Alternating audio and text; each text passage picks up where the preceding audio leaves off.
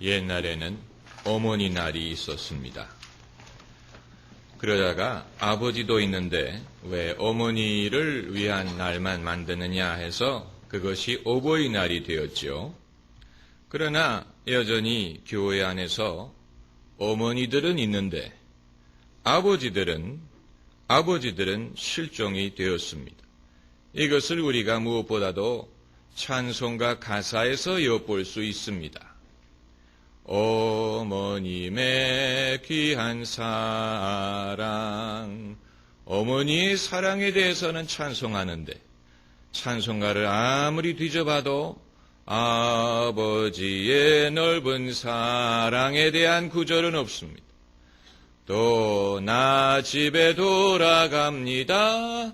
어머니 기도 못 잊어. 아침 저녁 읽으시던 어머님의 성경책, 기도하는 분도 어머니고 성경을 읽는 분도 어머니고, 아버지는 성경책이 없었는지? 여러분, 왜 이처럼 아버지의 역할을 소홀히 여깁니까? 아버지의 역할이 소홀한 것이 아니고 그것이 우리의 의식 속에 어머니가 부각이 되고 어머니의 기도와 어머니의 믿음을, 그것이 중요한 것처럼 부각이 되었을 뿐이지요. 그러나 여러분, 성경은 아버지에 대해서 말합니다. 탕자의 비유를 보면 어머니가 등장하지 않습니다. 탕자의 비유에서 돌아오는 아들을 맞아주는 사람도 아버지요, 입 맞추고 부둥켜 안아주는 사람도 아버지요, 살찐 송아지를 잡아서 잔치를 벌여주는 사람도 아버지예요. 우리가 믿는 하나님을 사라와 리브가와 라헬의 하나님이라고 부르지 않고 아브라함과 이삭과 야곱의 하나님이라고 부릅니다. 오늘날 아버지 학교를 프로그램을 운영하는 교회들이 있지만 아버지 학교가 따로 필요 없습니다. 이 성경책이 아버지 학교예요. 이 성경 말씀이 아버지의 역할을 가르치고 있기 때문에 그렇습니다. 신앙은 어머니를 통해서 계승되는 것이 아니고 아버지를 통해서 계승되는 것입니다. 아버지의 믿음을 아버지가 가르치고 자식을 아버지가 사랑하고 용서하는 것입니다. 이것을 성경이 증거하고 있습니다. 이것을 가장 잘 보여주는 것이 이삭이 야곱을 축복한 사건입니다. 원래 그 집은 쌍둥이 아들이 있었는데 큰아들이 에서고 둘째 아들이 야곱이었지요. 그런데 아버지 이삭은 큰아들을 더 선호했고 어머니 리브가는 둘째 아들 야곱을 선호했습니다. 리브가는 야곱이 복받기를 원했습니다. 그러나 리브가에게는 아들을 축복할 수 있는 권세가 없었습니다. 그렇기 때문에 그 남편을 속여가면서까지 그 남편 이삭으로 하여금 야곱이 에서인 줄 알고 축복하게 했습니다. 그것이 야곱이 장자권을 얻고 축복을 얻게 된 이유가 되는 것입니다. 그런데 여기에서 중요한 것은 그 아버지 이삭이 야곱이 에서인 줄 알고 속아서 축복을 했는데도 그 축복이 유효하더라는 것이고, 그리고 그것은 아버지만이 할 수 있었던 일이 아버지만이 축복할 수 있었고 그 축복에는 능력이 있었다는 것입니다. 여러분, 이것은 가부장적인 가치관을 말하는 것은 아닙니다.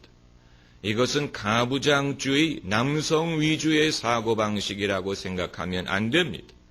유대 기독교 전통은 이슬람처럼 반여성적이고 남성 중심적인 것이 아닙니다.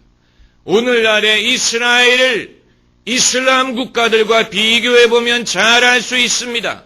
이스라엘은 민주주의가 발달했고 문화의 수준이 높고 경제가 발전했고 서구적인 그런 국가입니다. 거기 이슬람 국가를 비교해보세요. 얼마나 생각이나 사고가 뒤지고 남자 위주고 여자를 천대하고 여자를 무시하지 않습니까? 그렇기 때문에 유대 기독교 전통은 결코 여자를 무시하고 남자가 여자를 지배하는 그런 사상을 가르치는 것이 아닙니다. 여러분, 민주주의든 여성의 인권이 가장 발달한 국가일수록 기독교 문명이었다는 사실을 우리가 기억해야 될 필요가 있습니다. 이것은 하나님이 만들어주신 질서를 말하는 것입니다. 하나님이 만들어주신 질서. 하나님도 질서의 하나님이시고 하나님은 교회 안에도 질서를 세우시고 가정 안에도 질서를 세우시고 이 질서는 우리에게 유익이 되게 하기 위한 것입니다. 하나님의 뜻을 이루게 하기 위한 것이고 또 섬기게 하기 위한 것입니다. 예수님은 만왕의 왕으로 오셨지만 예수님이 대야에 물을 떠서 제자들의 발을 씻어주셨습니다. 예수님이 친히 섬기는 본을 보여주셨습니다. 예수님은 임금으로 오셨지만 십자가에서 죽음을 당하셨습니다. 이것이 하나님이 이 당신의 권세든 사랑을 우리에게 보여주시는 것이고 이것이 기독교 정신의 근본이 되는 것입니다. 이것이 질서를 없애는 것이 아니고 다만 하나님의 질서가 사랑과 은혜 안에서 우리에게 유익이 되게 하기 위하여 하나님이 이 모든 것을 다스리시는 방법이라고 볼 수 있습니다. 그런데 자식 사랑에 있어서 결코 아버지가 어머니에 뒤지지 않습니다. 그것을 우리가 분명히 알아야 됩니다. 자식을 사랑하는 데 있어서, 자식을 위하는 데 있어서 결코 아버지가 어머니에 뒤지지 않습니다. 다만 그것을 표현하는 방법이 다를 뿐입니다. 그런데 아버지나 어머니나 정말로 자식을 위하는 것이 무엇인지는 잘 모를 때가 많습니다. 오늘 본문 말씀을 보면은 사울의 아버지가, 사울은 이스라엘의 초대 임금이 된 사람입니다. 사울의 아버지가 암나기를 잃어버립니다. 그래서 암나기를 찾으라고 자기 아들 사울을 보냅니다. 그래서 아들은 효자의 아버지 말씀을 순종해서 암나기를 찾으러 나가는데 하루가 지나고 이틀이 지나고 사흘이 되었습니다. 이제는 그 아버지가 나귀에 대해서는 더 이상 염려하지 않고 아들에 대해서 염려하기 시작합니다. 그것이 오늘 본문의 내용입니다. 내 아비가 암나기의 염려는 놓았으나 이제 너희에 대하여 염려하느니라. 처음에는 암나기가 귀중해 보여서 아들을 보냈는데 아들이 소식이 없으니까 암나기가 중요한 게 아니라는 것을 알게 되고 그제서야 아들에 대해서 염려하기 시작했다는 것입니다. 암나기는 잃어버리면 다시 사면 됩니다. 아니면 다시 낳으면 됩니다. 그러나 아들은 그렇지가 않습니다. 이제서야 비로소 무엇이 정말로 귀중한지를 그 아버지가 알게 되었다는 것입니다. 처음엔 그걸 몰랐습니다. 여기에는 풍자적인 요소가 담겨져 있습니다. 나귀란 서구인들에게 조롱의 대상입니다. 그래서 나귀를 에스라고 부르는데 그것은 나귀란 뜻만이 있는 게 아니고 멍청이라는 뜻도 있습니다. 그러니까 어떻게 보면 이 사울의 아버지가 이 나귀를 찾기 위해서 아들을 내보낸 것에서 뭔가 그 아버지가 멍청한 그런 판단을 내렸다는 그런 풍자적인 요소를 담고 있다고 볼 수도 있습니다. 여러분, 사람이 이런 일을 당해봐야 정말로 귀중한 것이 무엇인지를 깨닫게 됩니다. 우리도 이 말씀을 우리에게 적용하면 우리도 나귀를 찾기 위해서 우리의 자식을 내보낼 때가 있지 않습니까? 나귀, 이것은 아버지에게 중요한 것입니다. 사울에게 중요한 게 아니고 아버지에게 중요한 것입니다.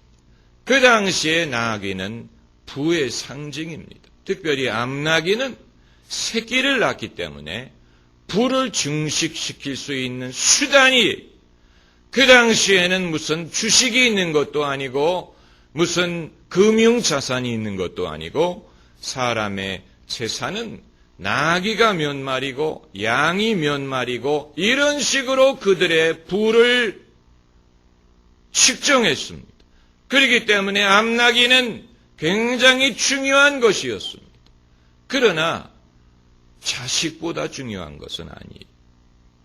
자식보다 중요한 것이 아닙니다. 여러분, 우리가 귀중하다고 생각하는 것을 얻기 위해서 자식을 내보낼 때가 있지 않습니까? 요즘은 나귀를 얻으려고 가지는 않겠지만 그것이 무엇이든 간에 부모에게 귀중한 것, 부모가 중요하게 생각하는 것, 부모의 체면을 살려줄 만한 것, 부모에게 흡족한 것, 부모의 마음에 흡족한 것을 얻게 하기 위하여 자식을 내보낼 때가 있다는 것입니다. 이것이 자식을 위한 것인지, 나를 위한 것인지, 아니면 자식을 위한다고 하지만 사실은 내가 생각하는 세상에서의 자식을 생각하는 것인지, 우리도 확실하지가 않습니다. 나중에는 그것이 희미해져 버립니다. 이것이 내 생각인지 자식을 위한 것인지, 그리고 거기에 하나님의 뜻이라는 것은 아예 상상할 수도 없습니다. 우리가 평소에 현실 속에 파묻혀 살 때 나를 위한 것인지, 자식을 위한 것인지, 국가를 위한 것인지, 직장을 위한 것인지, 의로운 것인지, 이것조차도 확실하지 않은 상황에서 거기에서 하나님의 영광이든 하나님의 뜻을 생각한다는 것은 대다수의 사람들에게는 굉장히 형이상학적이고 이론적인 차원에 불과할 때가 많습니다. 우리가 아무리 하나님의 영광과 하나님의 뜻을 추구한다고 하더라도 우리의 인생의 매일매일의 현실은 하나님의 뜻을 분명히 분별할 만큼 이런 것이 분명한 것은 아니에요. 그것을 우리가 느끼지 않습니까? 인생이라는 것이 여기까지는 내 일이고 여기서부터는 하나님의 일이다라고 말할 수가 없는 것입니다. 여기까지는 내 책임이고 여기부터는 하나님의 소관이다라고 말할 수 있는 것이 아닙니다. 목회자도 그래요. 목회자가 하나님의 일을 하는 것 같지만 어떤 경우에는 이게 내 일인지 하나님의 일인지 나를 위한 것인지 하나님의 영광을 위한 것인지가 불분명할 때가 있다는 것입니다. 불분명할 때가 있어요. 그렇기 때문에 저도 제 자신이 염려하고 또 신경 쓰는 많은 것들이 어떻게 보면 불필요한 것인데 그럼에도 염려를 놓지 못하는 이유가 저의 자존심이든 저의 어떤 정체성이든 저의 존재 가치든 명예든 이런 것이 걸려 있다고 생각하기 때문에 그러는 경우가 더 많을 수도 있는 것입니다.